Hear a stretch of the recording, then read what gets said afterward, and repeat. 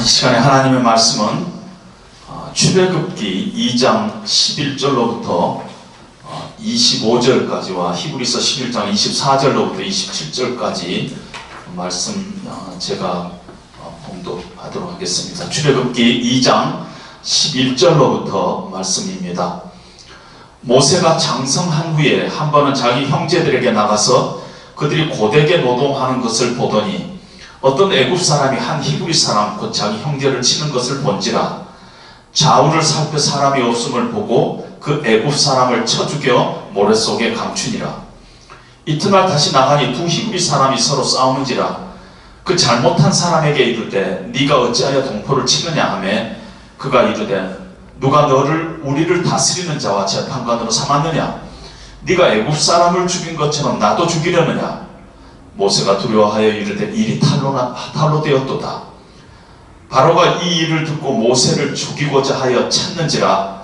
모세가 바로의 낯을 피하여 미디안 땅에 머물며 하루는 우물 곁에 앉았더라. 미디안 제사장에게 7달이 있었더니 그들이 와서 물을 길어 구유에 채우고 그들의 아버지의 양떼를 먹이려 하는데 목자들이 와서 그들을 쫓는지라. 모세가 일어나 그들을 도와 그 양떼에게 먹이니라. 그들이 그들의 아버지 루엘에게 이를 때 아버지가 이르되 너희가 오늘은 어찌하여 이같이 속히 돌아오느냐? 그들이 이르되 한 애굽 사람이 우리를 목자들의 손에서 건져주고 우리를 위하여 물을 길러 양떼에게 먹였나이다. 아버지가 딸들에게 이르되 그 사람이 어디 있느냐? 너희가 어찌하여 그 사람을 버려두고 왔느냐? 그를 청하여 음식을 대접하라 하였더라. 모세가 그와 동거하기를 기뻐하며 그가 그의 딸 십보라를 모세에게 주었더니 그가 아들을 낳으며 모세가 그의 이름을 게르솜이라 하여 이르되 내가 타국에서 나그네가 되었음이라 하였더라. 여러 해 후에 애굽 왕은 죽었고 이스라엘 자손은 고된 노동으로 말미암아 탄식하며 부르짖으니 그 고된 노동으로 말미암아 부르짖는 소리가 하나님께 상달된지라. 하나님이 그들의 고통 소리를 들으시고 하나님이 아브라함과 이삭과 야곱에게 세운 그의 언약을 기억하사 하나님이 이스라엘 자손을 돌보셨고 하나님이 그들을 기억하셨도다. 히브리서 11장 24절부터 27절까지 읽겠습니다. 믿음으로 모세는 장성하여 바로의 공주의 아들이라 칭함받기를 거절하고 도리 하나님의 백성과 함께 고난받기를 잠시 죄악의 낯을 누리는 것보다 더 좋아하고 그리스도를 위하여 받는 수모를 애굽의 모든 보화보다 더 큰 재물로 여겼으니 이는 상주심을 바라봅니다. 믿음으로 애굽을 떠나 왕의 노함을 무서워하지 아니하고 곧 보이지 아니하는 자를 보는 것 같이 하여 참았으며. 여기까지 읽도록 하겠습니다.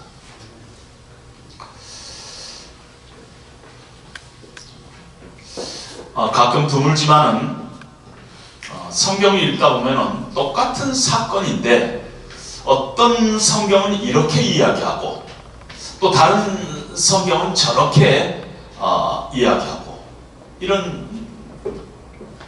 이런 것들을 발견하면서 우리는 좀 당황합니다. 둘 중에 하나는 틀린데 그러면 성경이 믿을 만한 것인가? 우리가 성경에 대한 의심이 생깁니다. 오늘 본문이 충분히 우리가 성경을 의심할 만큼 여기에서는 이 말하고 저기에서는 저 말하고 하는 것 같은 인상을 우리에게 줍니다. 모세에 대한 얘기가 히브리서 11장에도 나오고 또 출애굽기 2장에도 나오고 물론 사도행전의 스데반의 설교에도 나오지만 히브리서 11장에 보면은 믿음으로 모세는 장성하여 바로의 공주의 아들이라 칭함을 거절하고 도리어 하나님의 백성과 함께 고난받기를 선택했다. 믿음으로 그는 왕의 분노를 두려워하지 않고 애굽을 떠났다 하면서 모세의 참 믿음에 대해서 이렇게 칭찬하는 믿음의 사람 모세를 히브리서에서는 이 얘기를 하고 있습니다. 그런데 모세 이야기가 처음 시작한 출애굽기 2장 오늘 우리가 읽었던 본문은 히브리서와 좀 다른 우리에게 분위기를 보여줍니다. 바로의 딸 공주의 양자로 애굽의 궁에서 살던 모세가 이제 장성하여 40살이 됐습니다. 한 번은 히브리 사람들이 노역하는 곳에 나갔어요. 그런데 어떤 애국 관리가 히브리 사람을 때리는 것을 목격하고 주위에 사람이 없는 것을 확인하고 애국 관리를 죽여서 모래 속에 파묻어 버립니다. 다음날 또 나갔더니 히브리 사람 2명이 이번에는 서로 싸우고 있는 것을 봤습니다. 그래서 이렇게 보다가 그 중에 잘못한 것 같은 사람에게 가서 왜 네가 잘못해 놓고 그러냐 하면서 싸움을 말리는데 네가 뭐 우리 왕이냐? 네가 뭐 우리 재판관이냐? 네가 뭔데 이래라 저래라 하느냐? 어제 보니 애굽 사람을 죽이던데 오늘은 나를 죽이려고 그러냐? 하면서 아주 모세에게 대듭니다. 그리고 오늘 출애굽기 성경에 보면은 모세가 두려워하여 아이고 일이 탄로 났구나 하는 장면이 나옵니다. 이 소식이 바로의 귀에 들어갔어요. 그래갖고 바로가 모세를 잡아 죽이려고 한다는 얘기를 듣게 됩니다. 왕자인데 어떻게 금방 이렇게 모세를 죽이라고 이렇게 얘기할 수 있을까 그러는데, 애국이라는 나라는 이 노예 제도에 의해 가지고 국가의 정치적이고 경제적이고 사회적인 어떤 모든 것들이 그 근간을 이루고 있었어요. 그런데 지금 모세가 노예 제도를 부인하는 것과 같은 그런 행동을 한 것입니다. 그걸 가만둘 수가 없었어요. 뿐만 아니라 아마 그 궁궐에는요 모세 반대파들도 있었을 것 같아요. 그래서 이번 기회에 모세의 약점을 붙잡고 모세를 제거해야 되겠다 하는 그런 것들이 있었을 것 같습니다. 그래서 바로가 모세를 잡아 죽이라 하는 그런 명령을 내렸고, 모세는 멀리 미디안 땅으로 도망갑니다. 그리고 그곳에 가서 결혼하고 처갓집에서 양치면서 40년을 삽니다. 처갓들이 태어났는데 게르솜이라고 지었는데, 이 게르솜이란 뜻이 내가 타국에서 나그네가 되었다. 모세의 그 어떤 마음의 상태를 우리가 짐작할 수가 있습니다.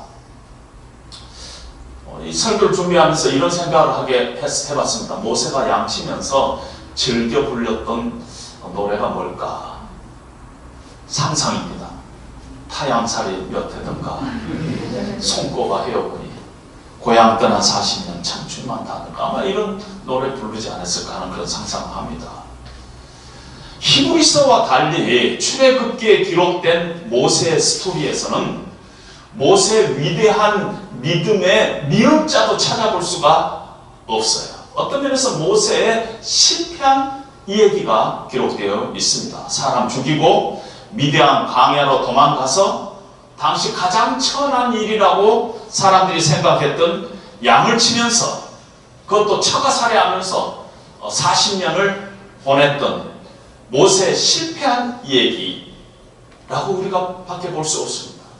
그런데 히브리서에서는 모세의 실패 얘기는 싹 빼버리고 있는 것을 우리가 봅니다. 특별히 우리가 읽다가 눈에 거슬리는 게요, 출애굽기에 보니까 모세가 두려워하여 도망갔다 하는 것 같이 보이는데, 히브리서에서는 모세는 왕의 분노를 두려워하지 않고 애굽을 떠났다 하는 상당히 상반된 것과 같은 그런 표현들이 있는 것을 보고 우리는 참 불편함을 감출 수가 없습니다. 어떻게 성경이 여기서는 이 말하고 저기서는 저 말하고 정말 성경이 믿을 수 있는가 하는 의심이 생깁니다.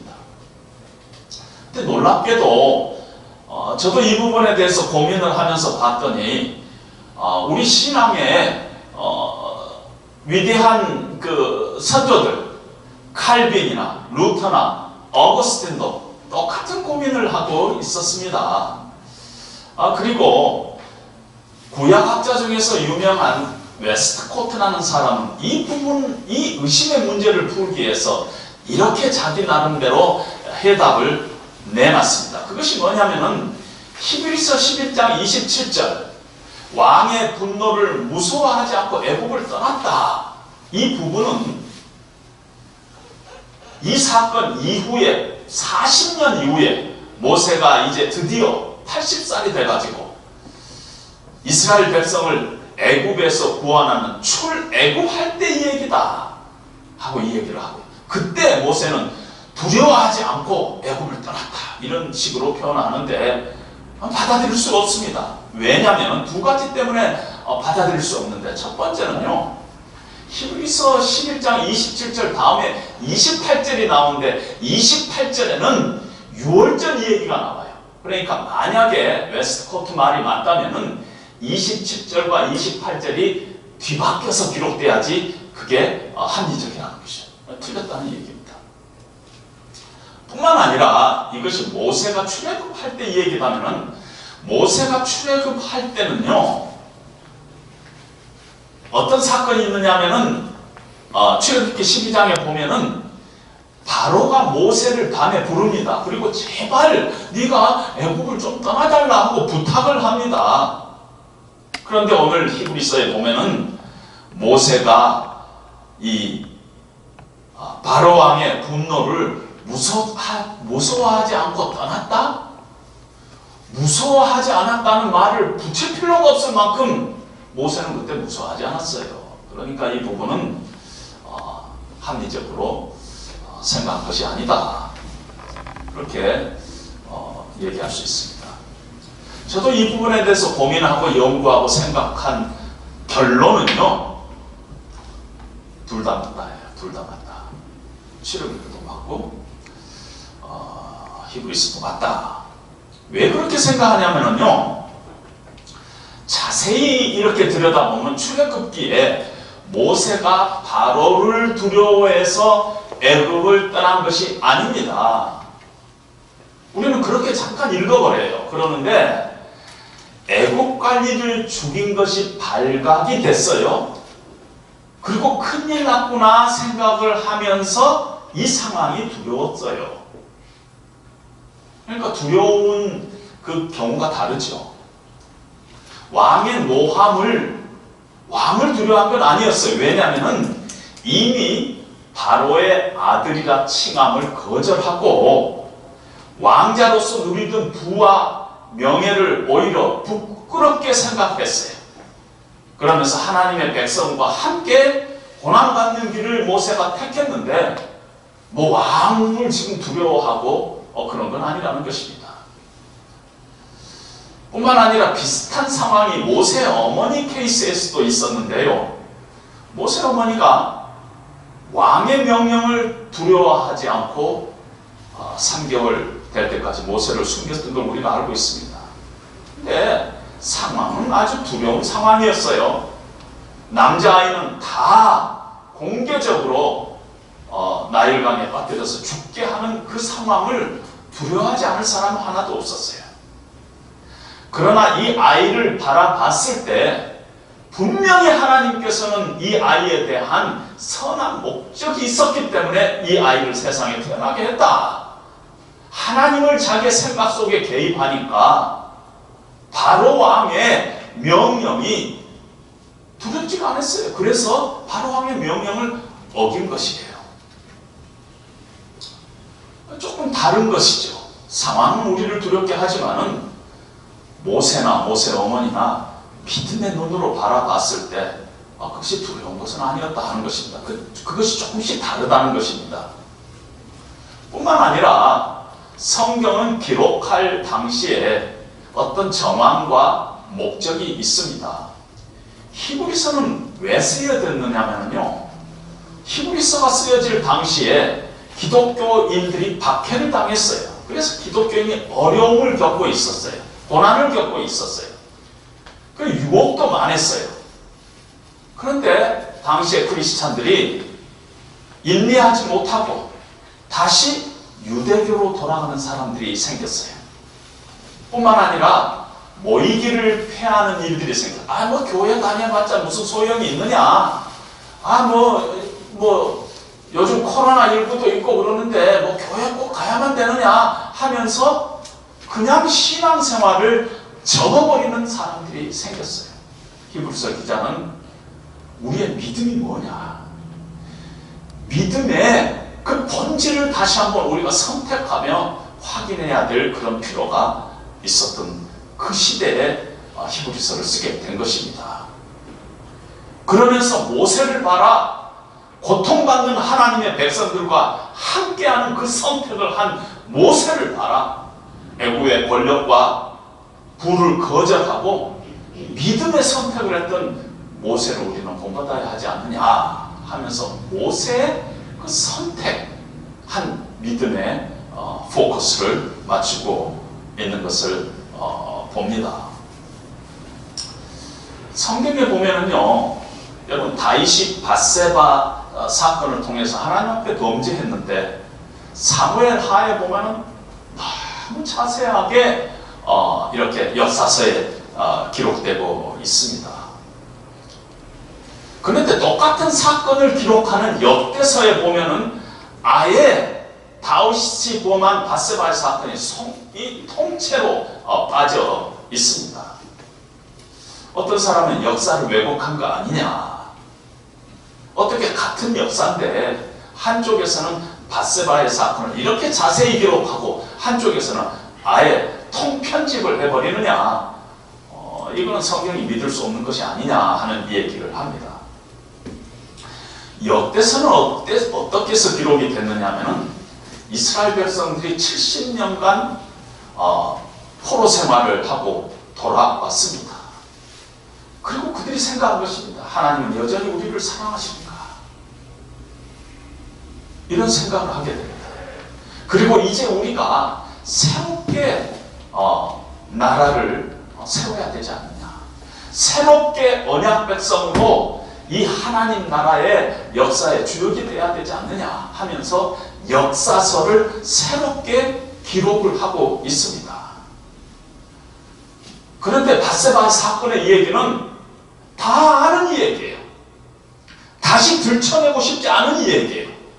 이스라엘 실패의 이야기예요. 그 이야기를 보태어 새롭게 또 다시 재탕해서 역대서에 기록해야 될 하등의 이유가 그들에게는 없었던 것입니다. 그래서 빠뜨리는 거예요. 그런 의미에서 역대서도 맞고 또 사무엘하도 맞다, 이렇게 얘기할 수가 있습니다. 결론은 히브리서도 맞고 출애굽기도 맞다는 것이에요. 히브리서 말씀대로 모세는 위대한 사람이었어요. 믿음은 어떤 면에서 선택이라고 얘기할 수 있습니다. 하나님께서 기뻐하시는 것을 선택하고 하나님께서 싫어하는 것을 거절하는 그런 선택이 믿음입니다. 모세는 바로의 공주의 아들로서 자기가 누릴 수 있는 부와 명예와 권력과 지위와 어떤 기회를 거절했어요. 그리고 노예로 전락한 나라, 내 백성, 내 동족이라고 생각한 하나님을 섬기는 이스라엘 백성들과 함께 내가 고난받는 그 길을 택했어요. 그런 면에서 모세는 위대한 믿음의 행위를 한 것입니다. 언제 어느 경로를 통해서 모세는 자기가 애굽 사람이 아니라 히브리 사람이라는 것을 알게 됐습니다. 아마 어렸을 때 6, 7살까지 생모인 요게벳 밑에서 자랐어요. 누나 미리암, 형 아론과 함께 자랐는데 그때 어머니 요게벳으로부터 자신이 히브리 사람이라는 것을 교육받았을 가능성이 많아요. 뿐만 아니라 이스라엘의 유일한 신 하나님에 대한 그 신앙도 어렸을 때부터 어머니로부터 들었을 것입니다. 하나님 어떤 분이시며 하나님은 어떻게 우리와 같은 이렇게 작은 민족을 하나님의 언약 백성으로 삼으셨는가, 하나님에 대한 교육을 받았을 때 우리가 충분히 짐작할 수 있는 게 신명기에 보면은 얼마나 유대 사람들이 자녀 교육을 어렸을 때부터 철저히 시켰는가를 우리가 알기에 충분히 짐작할 수가 있었습니다. 그래서 오늘 우리가 읽은 성경에 보면은 모세가 자기 백성들을 자기 형제라고 표현한 것입니다.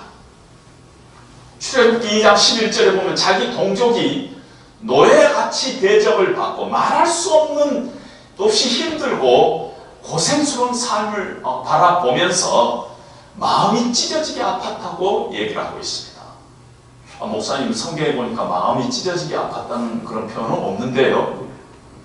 물론 없어요. 그런데 이렇게 표현되어 있어요. 모세가 자기 동포들이 고되게 노동하는 것을 보더니, 그냥 영어로는 watch their hard work 이렇게만 표현되어 있어요. 그냥 봤다는 것이에요. 근데 이 보다라는 단어가 라하흐라는 단어를 쓰고 있는데, 이걸 아마 여러분들이 구글에 히브리 말 라하흐하고 치면은 영어로 어떻게 번역이 됐느냐 하면 see with compassion 이렇게 표현이 됐어요. 정말 이 안타깝게 바라보는 것입니다. 그냥 보는 게 아니에요. 안타깝게 보는 것입니다.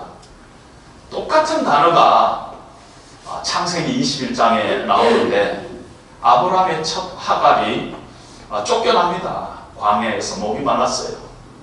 아들 이스마엘도 얼마나 목이 많았겠느냐. 이래가지고 이 안타까운 마음에 하나님께 부르짖습니다. 아이가 죽는 것을, 목말라 죽는 것을 차마 눈뜨고 보지 못하겠나이다. 이럴 때 라하라는 단어를 쓰고 있어요. 차마 눈뜨고 보지 못하겠다. 모세는 저들의 고통을 내 고통으로 느꼈고요. 저들의 아픔을 내 아픔으로. 저들이 저렇게 고통하는 것이 너무너무 가슴이 찢어지게 아팠던 그러한 마음을 가지고 있었던 상황이었습니다. 뿐만 아니라 모세가 자기 형제들에게 나갔다 하는 말을 쓰고 있어요. 나갔다 하는데 야차라는 단어를 쓰고 있는데, 이 야차라는 단어도 이렇게 물리적으로 내가 오늘 이 방을 나갔다 그런 뜻이 아닙니다. 어떤 뜻이냐면은 히브리 말에 야차라는 뜻은 어떤 특별한 의미를 가지고 여태까지 내가 머물러 있었던 곳에서 나가는 것, 어떤 결단을 가지고 마음을 정리하고 결심을 가지고 나가는 것, 이렇게 설명을 하고 있습니다. 이제 내가 더 이상 애굽 사람으로 살 수 없다. 내가 지금 누리고 있는 이 혜택은 어떻게 보면은 내 동족의 피와 살이다. 고통받고 있는 내 동족을 그냥 보고만 있을 수 없다.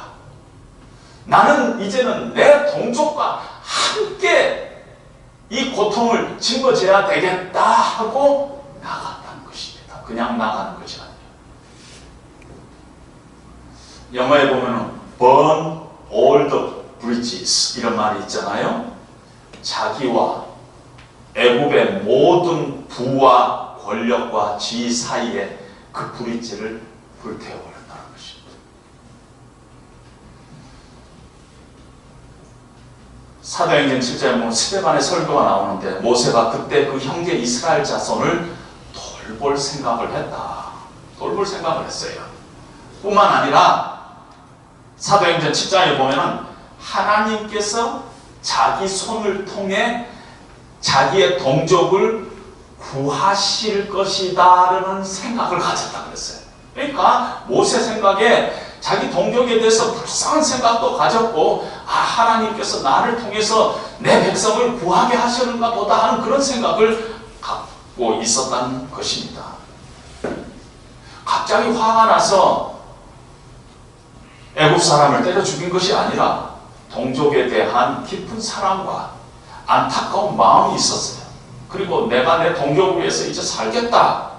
이들의 고통과 함께 내가 이제 살겠다. 내가 하나님의 백성, 이 히브리 민족과 앞으로 내가 살겠다. 더 이상 이대로 내가 애굽 땅에서 살 수만은 없다. 이런 마음을 가지고 나갔는데, 자기 동족이 얻어맞는 걸 보고 화가 나서 죽인 거예요. 그냥 단순한 사고는 아니다는 것입니다. 근데 이런 결심이 모세에게 쉽지 않았어요. 히브리서 11장에 보면은 하나님 나라를 위해서 받은 수모를 애굽의 모든 보화보다 더 큰 재물로 여겼다. 이렇게 하고 있습니다. 여겼다. 금방 우리가 떠오르는 단어는 consider, think 이런 단어를 떠오르지 않아요? 근데 제가 이 설교 말씀을 준비하다가 너무너무 기분이 좋아가지고 막 악을 썼어요. 너무 좋다. 귀한 걸 발견합니다. 여겼다는 단어가요, 그냥 consider가 아니라 헤게오마이라는 이상한 단어를 쓰고 있었어요. 헤게오마이. 이 헤게오마이가 에서부터 영어 단어 헤게모니가 나와요. 헤게모니. 그걸 여겼다 하는데 이 여겼다 이렇게 그렇게 생각했다는 거가 단순하게 생각하고 그렇게 여겼다는 뜻이 아니라 이렇게 생각하는 데는 엄청난 갈등을 겪고 마음속에 여러 가지 싸움이 있었다는 것이, 헤게모니가 있었다는 것, 정말 싸움이 있었다는 것이. 결단이 쉽지 않았는데 그런 결단을 했다는 것입니다. 보이지 않는 하나님과 내 인생의 운명을 같이 하기로 결심을 한 것이에요. 그런 결단은 쉽지 않은 결단을 한 것이에요. 히브리서 기자는 모세의 이 부분을, 이런 모습을 믿음의 사람 모세로 기록하고 있다는 것입니다. 그러면 도대체 출애굽기에 나타난 모세의 모습은 뭐냐? 믿음의 모습을 찾아볼 수가 없는데, 이건 어떤 면에서 모세의 실패 이야기가 기록되고 있는데, 그럼 우리가 어떻게 이 부분을 조화롭게 바라볼 수 있느냐? 가만히 생각해 보면요, 우리가 신앙생활 하면서 신앙에 큰 결단을 합니다. 내가 이제는 예수를 믿겠다. 하나님을 내 인생의 주인으로 모시겠다. 그리고 이 신앙생활을 합니다. 그러나 매일매일 삶 가운데서 우리가 항상 승리하는 건 아니잖아요. 매일매일 삶 가운데서 우리가 바른 결단을 하면서 산다는 의미는 아니에요. 예수를 믿을 때, 정말 예수를 믿는 사람 중에서는 이 말씀 붙잡고 예수 믿습니다. 내가 그리스도와 함께 십자가에 못 박혔나니 그런즉 이제 내가 산 것이 아니요 내 안에 그리스도께서 사신 것이다. 이거 막 그냥 감동스럽게 고백하지 않는 사람이 없습니다. 예수님을 내 인생의 가장 귀한 분으로 선택을 하면서 우리가 예수를 믿습니다. 그러나 매일 삶 가운데서 내가 그리스도와 함께 십자가에 못 박고 우리가 살고 있지 못하다는 것입니다. 우리의 삶은 어떤 면에서 실패 스토리가 오히려 더 많다는 것입니다. 천국에 대한 소망을 믿는 사람들은 다 가지고 있어요. 그러나 오늘 내가 그 소망을 붙잡고 내가 믿음으로 응답하면서 오늘 우리가 살고 있어요? 그렇지 못한 경우가 많이 있어요. 믿는 사람은 주님을 내 인생의 주인으로, 그리고 내가 이제는 하나님의 말씀을 이제 철저히 순종하면서 살겠다는 그런 결단을 가지고 시작합니다. 그런데 오늘 구체적인 삶의 정황에서 계속적으로 하나님 앞에 우리가 하나님 말씀에 순종하고 살고 있다는 뜻은 아니라는 것입니다. 히브리서는요, 애굽의 보화와 권세를 버리고 고난받는 하나님의 백성과 함께 내가 살겠다는 모세의 결단과 결심을 아름다운 믿음의 행위로 보고 있는 것입니다. 그러나 출애굽기에서는 구체적인 삶의 현장 속에서 모세가 사람을 죽이고 미디안으로 도망가서 40년 동안 어떤 면에서 아무 의미도 없이 아무 기대도 없이 외롭게 시간을 보내야 했던 모세의 라이프 스토리를 그대로 기록하고 있어요. 우리 눈에 보면 실패 이야기를 기록하고 있다는 것입니다. 우리가 이렇게 실패 이야기를 보면 자칫 잘못하면 우리는 금방 실패는 성공의 어머니다 이렇게 이야기를 합니다. 그런데 나중에 그렇게 될 경우가 있다 할지라도 실패는 그냥 실패예요. 뭐 실 감는 배가 아니라는 게 실패는 실패라는 것입니다. 실패는 고통이요, 실패는 수치요, 실패는 아픔이요, 실패는 비참한 단어입니다. 그래서 할 수만 있거든 우리는 실패 안 하는 것이 좋아요. 우리가 인생 가운데서 실패를 피할 수는 없지만은 막 반복해서 실패할 필요는 없는 거예요. 왜냐하면은 실패는 실패이기 때문에, 실패는 고통이고 실패는 아픔이기 때문에 가능한 한 실패는 아픈 게 좋다는 것입니다. 따라서 오늘 우리는 모세의 실패 이야기 스토리를 통해서 우리는 반면교사로 삼을 필요가 있습니다. 모세가 왜 실패했는가? 그 실패 원인은 뭔가? 그래서 우리 크리스찬들은 어떻게 하면 실패하는가? 어떻게 하지 우리가 실패 안 하는가? 우리가 배워야 할 줄 압니다. 모세가 실패한 원인은 제 나름대로 두 가지를 찾았는데, 하나는 인간적인 접근을 했다 이렇게 말씀드립니다. 자기 생각이 하나님의 뜻보다도 앞섰어요. 출애굽기 2장 11절부터 15절까지 이 사건을 기록한 이 본문의 동사를 찾아봤더니 16번 동사가 나오는데 그 중에 14번 모세가 주어입니다. 모세가 굉장히 주도적으로 행했다는 얘기입니다. 고통받는 동족에 대한 측은지심을 가지고 도와주고 싶은 마음 좋은 거예요. 불의를 보고 가만히 있지 않은 용기도 좋아요. 그런데 방법이 내 힘에 의지했어요. 인간적인 방법을 썼어요. 아무리 거룩한 열정이라 하더라도 하나님보다 앞서면 신앙에서는 실패입니다. 애국 사람이지만 애국 사람을 죽이는 것은 옳지 않은 일이었어요. 어리석은 일이었어요. 죽일 필요가 없었어요. 그건 모세 고난 밖의 얘기예요. 이스라엘을 구원하려고 생각을 했던 놈이 어떤 면에서 몇 사람 죽여가지고 이스라엘 구원할 수 있습니까? 참 미련하고 비현실적이고 아주 스투피드한 짓을 한 것입니다. 아무리 열정이 있다 할지라도 하나님보다 앞서서 지금 나가고 있는 모세 모습입니다. 이건 실패예요. 그리스도인으로서. 우리는 모세 실패에서 우리는 이것을 배워야 합니다.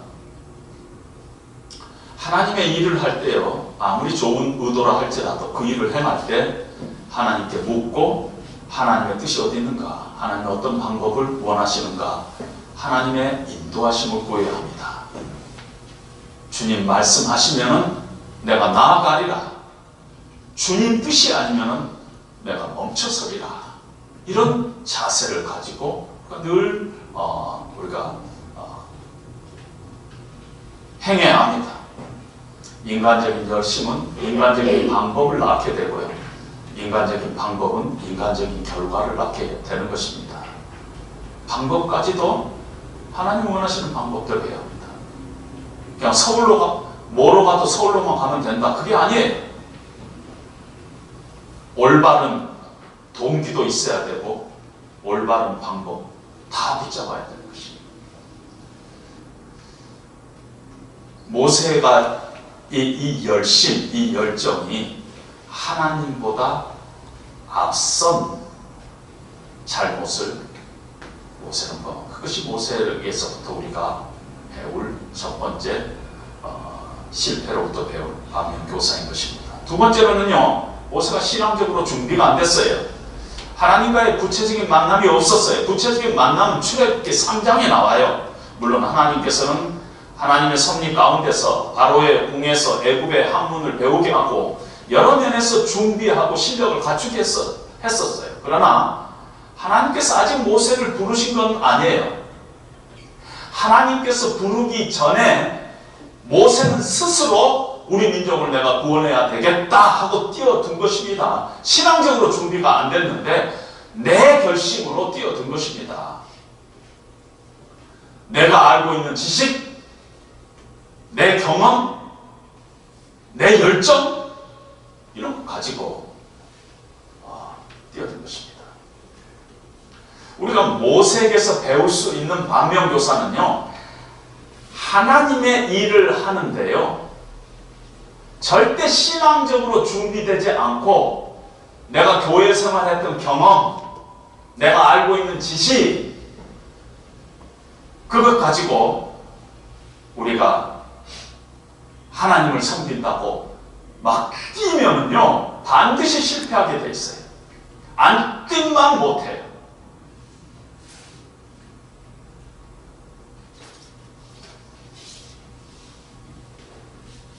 어떤 면에서 인간적으로 모세 미디안에서 40년의 생활은 또 해서 인간적으로 실패였어요. 의미 없이 비참하게 보냈어요. 그러나 그 시간 동안 하나님께서는 가만히 있지 않으셨어요. 하나님께서는 그 시간을 하나님의 섭리 안에서 사용하시고 계셨어요. 모세가 바로의 궁에서 보냈던 첫 40년은 뭔가 배우는 기간이었다면 지금 미디안에서의 40년의 시간은 실패 쓴 잔을 마시면서 보낸 고독한 시간, 내 꿈을 접는 시간, 아무것도 아닌 채로 사는 시간, 별 볼 일 없는 사람으로 사는 시간, 내려놓음의 시간, 이렇게 우리가 표현할 수가 있습니다. D.L. 무디라는 사람은 모세의 삶을 이렇게 나누면서 왕자로서 첫 번째 40년은 I am somebody, 미디안 광야에서 40년은 I am nobody, 나중에 하나님으로부터 소명받고 이스라엘 백성을 출애굽을 시키는 마지막의 40년은 I am God's body, 이런 표현을 썼습니다. 미디안의 40년간은 어떤 면에서 노바디의 삶이었어요. 자신의 계획도 다 내려놓고, 자신의 뜻도 내려놓고, 열정도 내려놓고, 어떤 면에서 하나님 앞에 내려놓는 시간, 하나님의 뜻을 생각하는 시간, 하나님을 기다리는 시간, 그런 시간이었을 거예요. 모세가 40년 동안 양떼를 먹으면서 생각하는 그런 시간이었을 것입니다. 광야는 어떤 면에서 외로운 곳이에요. 그러나 그때 하나님을 만날 수 있는 곳이에요. 광야는 실패와 아픔과 낙심과 기다림의 장소지만, 그러나 그때 하나님께 더 많은 의미를 부여하는 시간이 될 수가 있습니다. 사람들보다 하나님께 더 많은 말을 하는 시간이 미디안에서 광야의 시간이었을 것입니다. 여러분, 신앙생활의 위기가 언제 자주 찾아오냐면요, 하나님보다 내 자신, 하나님보다 내 주변의 사람들에게 더 많은 의미를 부여할 때, 그때 위기가 찾아옵니다. 모세는 광야에서 하나님 앞에 더 많은 시간을 보는 거, 하나님과 더 많은 말을 하고, 하나님 앞에 더 많은, 하나님을 더 많이 의미하는 그런 시간을 보낸 것입니다. 그래서 이 광야의 시간에 우리가 우리의 아픔과 우리의 실패와 우리의 고통과 우리의 외로움과 우리의 상처를 하나님을 향해서 우리의 마음을 토해놓고 우리의 말을 토해놓고 하나님을 더 많이 의미하는 그런 시간으로 만약에 우리가 바꿀 수 있다면은 우리의 광야는 축복이에요. 축복. 그때 하나님을 진정으로 만나는 그런 시간이 된다는 것입니다. 야곱은 그 광야의 외로운 시간에 하늘에 닿는 사닥다리의 환상을 봤어요. 엘리야는 광야에서 하나님의 이상 음성을 들었고, 사도 바울은 아라비아 광야에서 3년 6개월 동안 하나님의 말씀을 깊이 묵상하는 그런 시간을 가졌습니다. 모세는 미디안 광야에서 아브라함의 하나님, 이삭의 하나님, 야곱의 하나님뿐만 아니라 나의 하나님을 고백하는 그런 시간이 됐습니다. 그래서 그 광야의 40년 동안에 둘째 아들 엘리에셀을 낳았는데, 엘리에셀은 하나님이 나의 도움이시라 하는 뜻을 가진 이름을 둘째 아들에게 붙였습니다. 내가 의지할, 내가 신뢰할 분은 오직 하나님 한 분이다. 이런 신앙 고백을 가지고 둘째 아들 이름을 붙인 것입니다.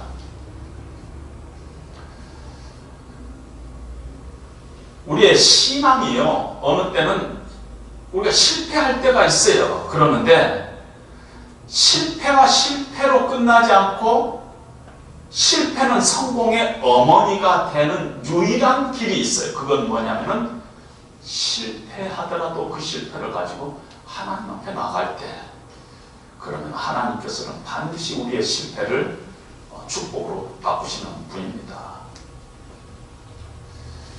출애굽기 2장 25절에 보면 하나님께서 이스라엘 자손의 고통의 소리를 들으시고 아브라함과 이삭과 야곱에게 세운 언약을 기억하시고 이스라엘 자손을 돌보셨고 그들을 기억했다 하고 얘기합니다. 이때도 모세가 자기 동족의 어려움을 보고 가슴을 아파했던 라하흐라는 단어를 하나님도 동일하게 지금 쓰고 계십니다. 어떤 면에서 모세는 그 아픔을 가지고 애굽 사람을 죽이는 곳에 사용했지만 하나님께서는 그 아픔을 가지고 이스라엘을 구원하실 우리의 유일한 구원자이시다 하는 것을 우리에게 이렇게 말씀하고 있는지도 모르겠습니다. 우리가 지금 코로나19라는 광야의 시간을 지나가고 있습니다. 어떻게 보면은 히브리서 기자가 살아왔던 그 시대의 정황과 비슷합니다. 기독교가 세상의 구경거리가 되고 있어요. 수많은 사람들이 실제 신앙을 떠나고 있어요. 유혹도 많아요. 다른 쪽으로 기독교를 떠나서 다른 데로 가는 사람도 많아요. 히브리서 기자를 통해서 코로나19와 같은 이런 상황에서 하나님께서 우리에게 무슨 말씀하고 계십니까? 네가 붙잡는 바 그 믿음의 그 핵심을 다시 한번 고백하고 붙잡아야 되지 않겠느냐. 우리에게 도전하는 것 같습니다. 지금 우리는 코로나19라는 광야의 시간을 겪고 있습니다. 이 광야의 시간 동안에 출애굽기를 통해서 하나님께서 우리에게 무슨 말씀하시는가? 우리가 하나님을 새롭게 만나야 한다. 네 자신을 새롭게 만나야 한다. 하나님 나라에 대한 믿음을 다시 세게 붙잡고 하나님과 더 많은 시간을 보내야 한다. 하나님 앞에 더 많은 의미를 보내는 시간으로 너의 지금 광야의 시간을 보내야 한다. 그러면은 우리 눈에는 코로나19가 정말 힘들고 어렵고 고통스럽고 크리스찬으로서는 더 수치스럽고 이 기간 동안, 그렇지만 우리가 하나님 앞에 나의 이 문제를 가지고 나가기만 하면 하나님께서는 기가 막힌 축복으로 우리를 준비해 주실 것이다 하는 그런 말씀을 오늘 출애굽기와 히브리서를 통해서 우리에게 하나님께서 주신 것 같습니다. 그런 신앙의 결단들, 그런 고민들을 우리가 코로나19를 지나면서 우리가 함께 고민하는 그런 시간이 되시기를 주님의 이름으로 다시 한번 부탁드립니다. 우리 주찬양 110